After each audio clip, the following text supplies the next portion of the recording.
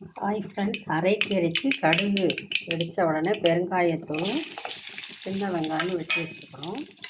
அரைக்கீரை நல்லா வேக வச்சு வச்சுக்கிறோம். வேக வச்சு கடைஞ்சி வச்சுருக்கிறோம். இதை நம்ம இதில் சேர்த்துடலாம்.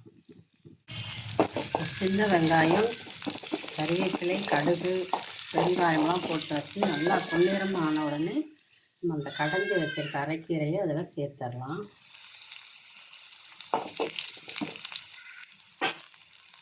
அப்புறம் பொன்னிறமாகிடுச்சு. நம்ம இதில் தாளித்து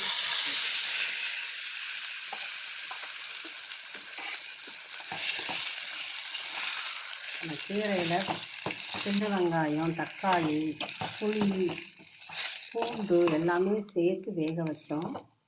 வேக வச்சு அதை அந்த மாதிரி கடைஞ்சி வச்சுட்டு தாளிச்சிட்டோம்னா சூப்பராக அரைக்கீரை அரைக்கீரை கடையல் ரெடி ஆயிரும். சூடான சாதத்தில் சாப்பிட்டா அவ்வளோ அருமையாக இருக்கும். தேங்க்யூ.